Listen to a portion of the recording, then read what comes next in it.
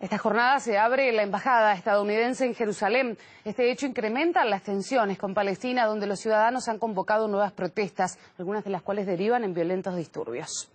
En la zona fronteriza de la Franja de Gaza, los manifestantes protagonizan enfrentamientos con los soldados israelíes. En estos momentos ya hay 10 muertos, decenas de heridos. Israel espera una escalada de violencia. Ya advirtió a los palestinos de una dura respuesta contra los que amenacen la seguridad del país. Por su parte, el líder del grupo terrorista Al-Qaeda instó a sus adeptos a tomar las armas. Además, se teme que se produzcan disturbios en la propia ciudad sagrada, donde ya se encuentra la delegación estadounidense.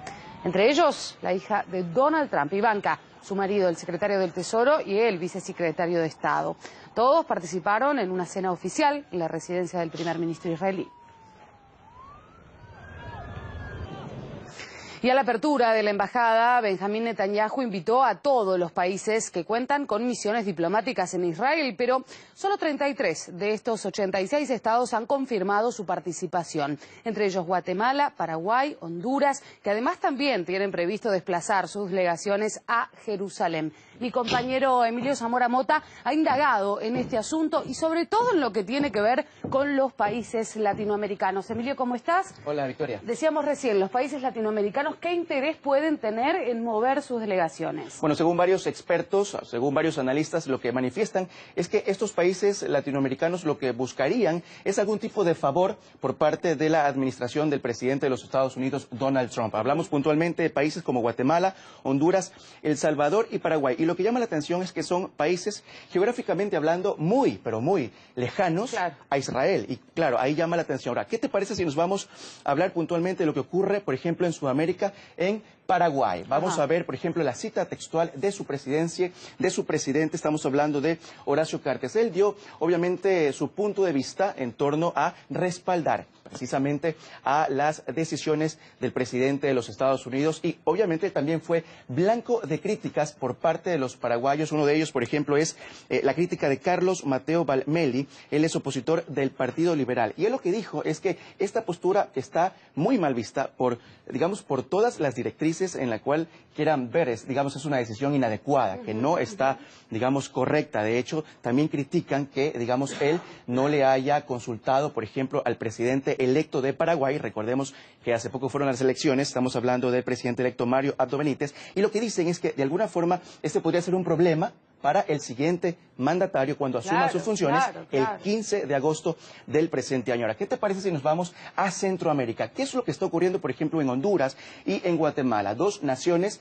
que, como te decía, algunos expertos lo que dicen, analistas, es que estarían tratando de buscarle algún tipo de favor a la administración del presidente de los Estados Unidos. ¿Por qué? Bueno, recordemos que en Honduras se vive una crisis política bastante fuerte y por el lado de Guatemala, el presidente Jimmy Morales de Guatemala se encuentra, digamos, inmerso en casos de corrupción. Entonces, digamos, lo que están buscando es respaldo de los Estados Unidos, según analistas. Y lo otro también, Victoria, importantísimo, es que estas dos naciones tienen problemas de migración. Si nos ubicamos puntualmente en el tema de Honduras, recordemos que el presidente de los Estados Unidos ya le dijo a sus habitantes, a los hondureños, le dijo, chao, no les podemos extender el estatus de protección temporal que, recordemos, tenían 57,000 hondureños en los Estados Unidos luego de haber sido blanco de la naturaleza con el embate del huracán Mitch, esto en 1998. Y ahora, esta cifra de 57,000 hondureños,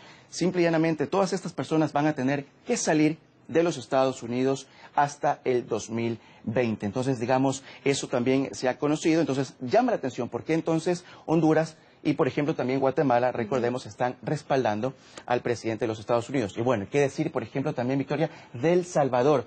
Recordemos que el 15 de enero del presente año, el presidente de los Estados Unidos tuvo una reunión donde abordó el tema de la migración.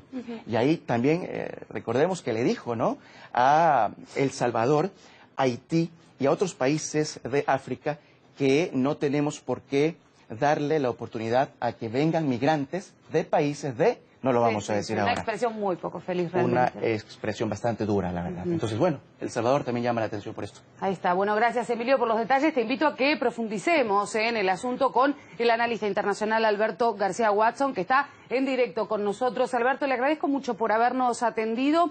A ver, los principales países occidentales no van a asistir a la apertura de la Embajada de los Estados Unidos. ¿Cree usted que este se convierte en un nuevo desacuerdo entre Europa y Estados Unidos? Ciertamente ese desacuerdo se reflejó en el Consejo de Seguridad de Naciones Unidas recientemente, cuando la gran mayoría de los países miembros votaron condenando el anuncio del presidente Trump de mover la embajada de Tel Aviv a Jerusalén. Por lo tanto, y como hemos visto también en la historia, en el tiempo, cuando también se produce el 29 de noviembre de 1947 la resolución 181 de Naciones Unidas en la Asamblea General de Naciones Unidas, donde se recomienda la partición de Palestina en dos estados, uno judío y otro árabe. También se procede a convencer a países del entorno latinoamericano, pero también países que estaban recibiendo el Plan Marshall, de que votaran a favor de esa recomendación para que no sufrieran las consecuencias realmente de que Estados Unidos se pudiera castigarles si no votaban a favor de Israel.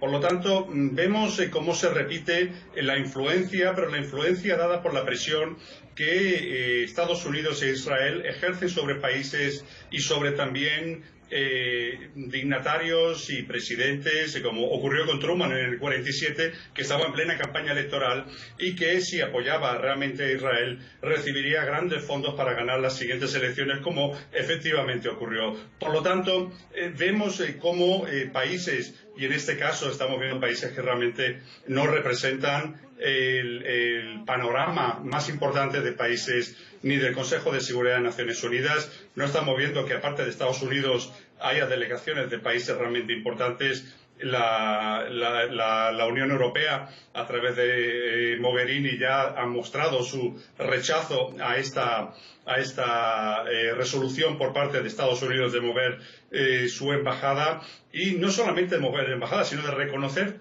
toda Jerusalén al-Quds, como la capital de Israel, quitándole obviamente el sentido que tiene para los cristianos y para los musulmanes esa capital, lo sagrado que tiene también para estas dos religiones tan importantes en el mundo. Por lo tanto, ha hecho y ha cometido un gran fallo Estados Unidos al apoyar esto. Estamos viendo que realmente son países marginales los que están apoyando con su presencia en delegaciones en el día de hoy, y definitivamente demuestra la falta de apoyo internacional.